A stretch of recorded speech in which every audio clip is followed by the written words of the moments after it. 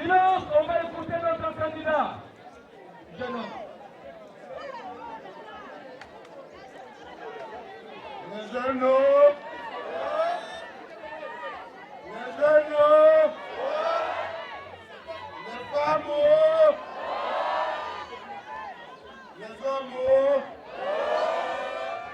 et les Manioussouga.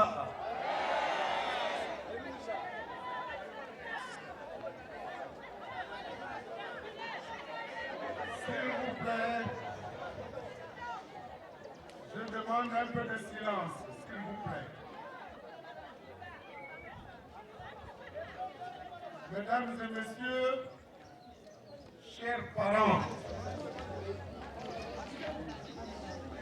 tous les Gabonais sont mes parents. Où que je me trouve, j'ai des parents. Je dois donc vous dire, chers parents, merci. Merci beaucoup parce que vous nous avez réservé un accueil plus que chaleureux, un accueil plus que fraternel. Alors, je ne suis pas surpris parce que je suis ici dans la ville de Monseigneur Okinga Jérôme. Je suis ici dans la ville de Jean-Pierre Lembouma, les Pandou. Je suis ici dans la ville de Paul Tungui. J'ai cité ces trois dignitaires parce qu'ils sont des dignes fils de ce pays et je voudrais que nous leur réservions des acclamations spéciales.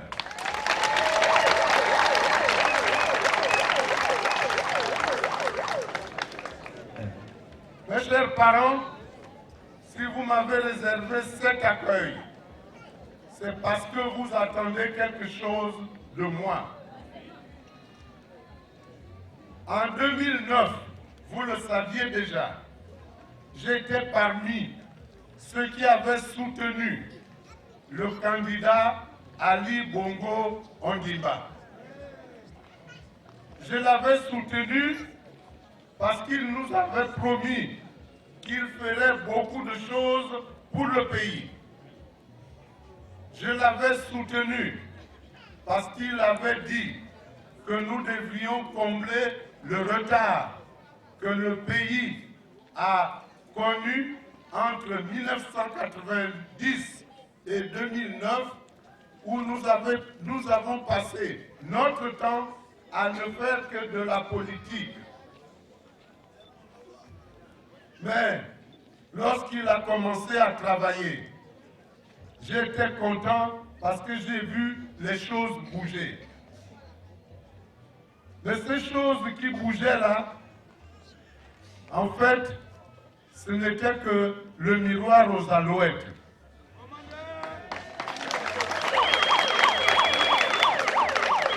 Le miroir aux alouettes là, c'est pour dire quoi? Quand il fait chaud, vous êtes dans une voiture, vous roulez sur une route bitumée, sur une longue distance, ligne droite. Vous croyez voir de l'eau qui brille. Vous croyez voir la vapeur, alors que c'est seulement l'effet de la chaleur sur le bitume. Ce n'est qu'une illusion. Et c'est cette illusion-là que M. Bongo Ondimba Ali nous a présentée au début de son mandat. Mais quand on dit illusion, ça veut dire quoi? Ça veut dire qu'il a fait semblant de nous faire croire qu'il allait travailler. Il a fait semblant, donc il nous a trahis. Il nous a trompés. Que ce soit vous ici, dans le Haut-Ogooué, tous les Gabonais croient que tous les Altogovains sont des femmes et des hommes heureux.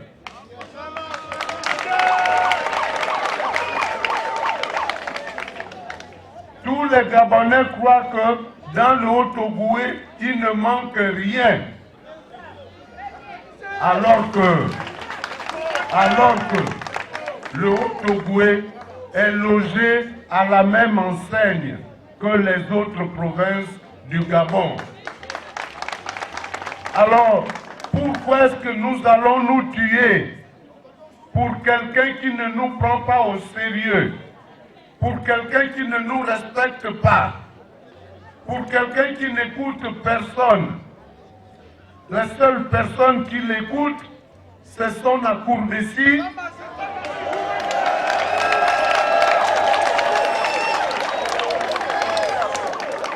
La personne qui l'écoute, c'est son Liban. J'ai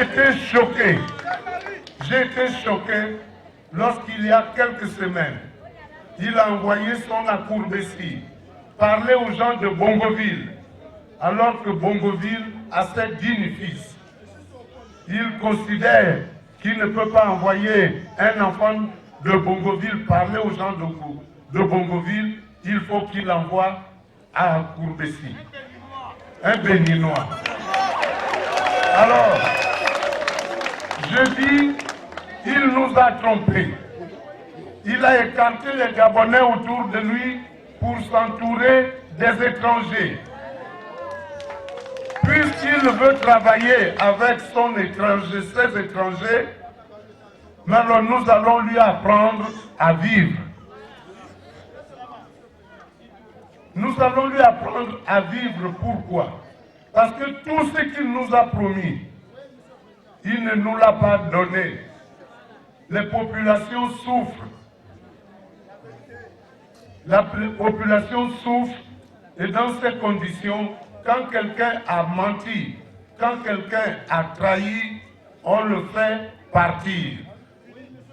On le fait partir en ne votant pas pour lui. C'est pour cela, mes chers parents, que j'ai décidé de me présenter contre lui et en présentant un projet politique. Mon projet politique s'appelle Gabon d'abord, gouverner autrement.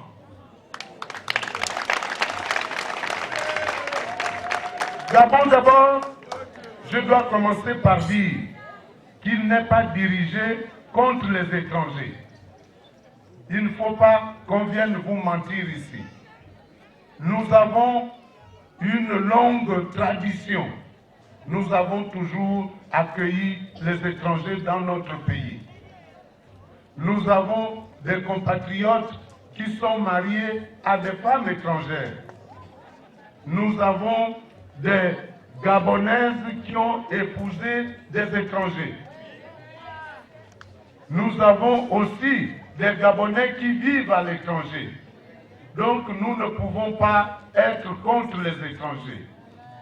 Mais moi je dis, l'étranger que nous ne voulons plus, comme ce monsieur Akourbessi.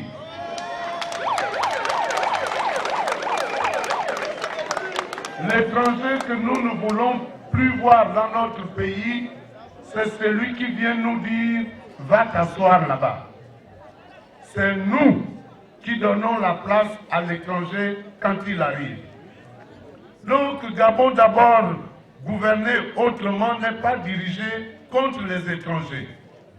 Gabon d'abord, c'est pour dire, puisque depuis 7 ans, notre président ne nous considère pas. Il passe son temps à nous faire de longs discours, à nous faire des promesses. Il a dit qu'il ne sera heureux que quand les Gabonais seront heureux, mais depuis 7 ans, il est plus que heureux. Il est plus que heureux. Mais pendant ce temps, la pauvreté a progressé dans notre pays. Elle a progressé dans notre pays. Mais pendant 7 ans, M. Bongo Ondimba Ali à dépenser notre argent dans des voyages de luxe. Il a voyagé peut-être 1000 ou 1500 fois depuis 7 ans.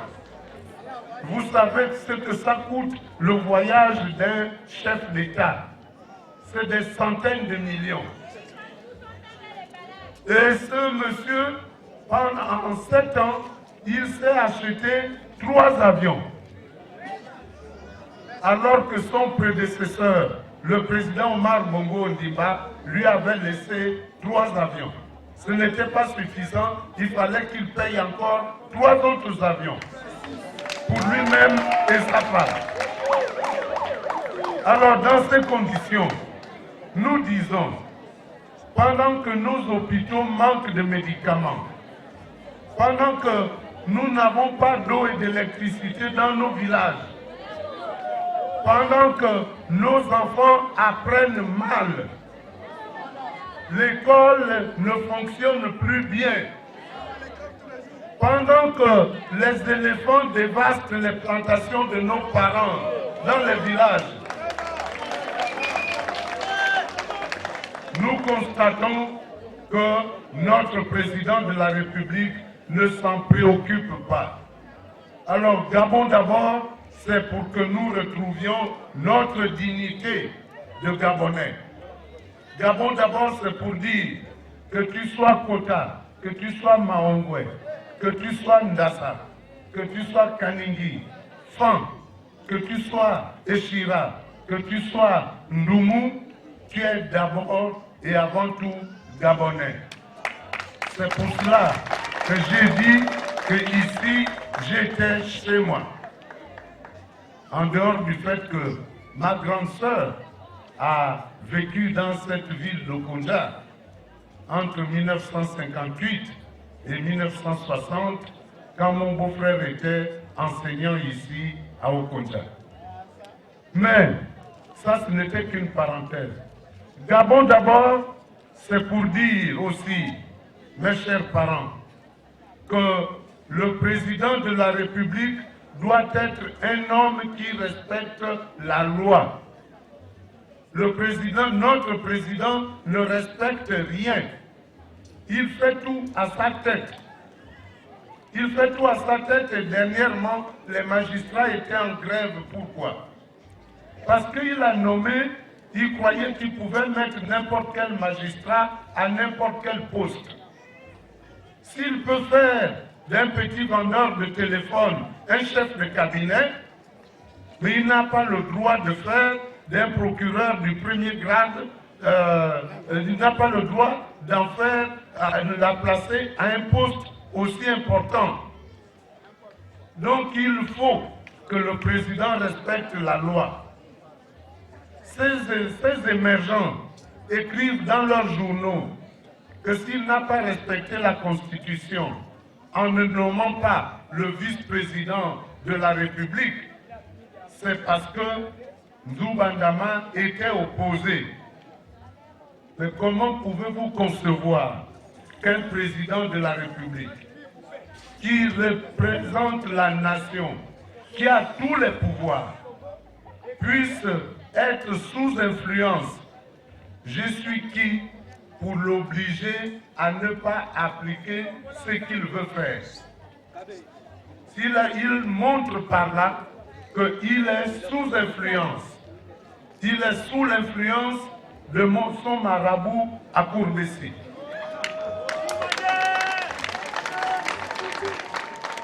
Donc notre président doit respecter la loi et nous disons que Gabon d'abord, c'est pour respecter la loi. Gabon d'abord, c'est pour dire que les richesses du Gabon doivent d'abord profiter aux Gabonais.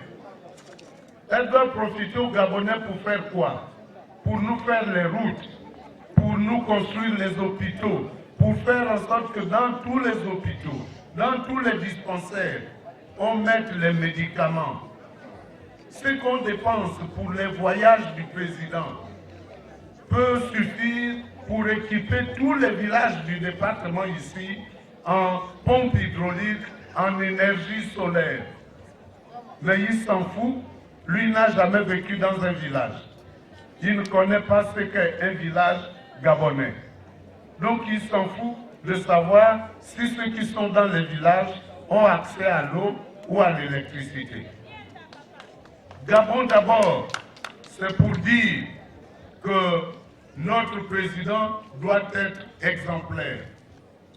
Il doit être exemplaire parce que quand un président de la République bafoue la fonction, qui est la fonction suprême dans un pays, il perd toute crédibilité.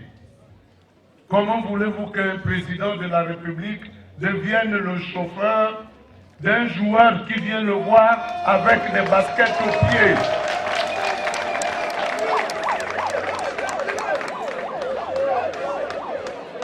Où est-ce qu'on a vu ça? Où est-ce qu'on a vu ça? Les notables qui sont assis là, il y a certainement des chefs parmi eux. Si quelqu'un vient chez vous avec une petite culotte percée, vous allez lui dire, va d'abord t'habiller avant de venir chez moi. Mais lui devient le chauffeur de quelqu'un qui vient avec un jean déchiré et un petit t-shirt. Et lui, il était tout fier d'être là au volant de la voiture. Peut-être que Lionel Messi va le récupérer comme chauffeur particulier quand il va quitter le pouvoir le 27 août prochain. Chers parents, Dieu nous a donné un très beau pays. Un pays qui a beaucoup de potentialités économiques. Nous avons la forêt, nous avons l'eau, nous avons le soleil. Il ne nous reste plus qu'à transformer tout cela. Mais on ne peut transformer cela que quand on a l'argent. Mais cet argent, soit c'est l'argent du pays, soit alors ce sont les investisseurs étrangers qui viennent mettre leur argent chez nous. Or aujourd'hui, aucun investisseur étranger ne vient mettre de l'argent au Gabon. On nous a menti que Olam avait investi des centaines de milliards de francs. C'est complètement faux. Olam s'est installé au Gabon avec l'argent du Gabon. Comment concevoir que tous les projets du Gabon soient faits avec Olam? Les hôpitaux qu'on construit à Libreville, c'est toujours la même société Vamed. Et cette société Vamed a pour président du conseil d'administration M. Akourbessi. Ça, c'est pas bon par rapport à notre loi. Notre président est en même temps le président du conseil d'orientation de l'Agence nationale des grands travaux. C'est contraire à la loi. Donc il faut qu'on mette fin à tout cela parce que notre pays, qui était respecté du temps d'Omar Bongo, qui était respecté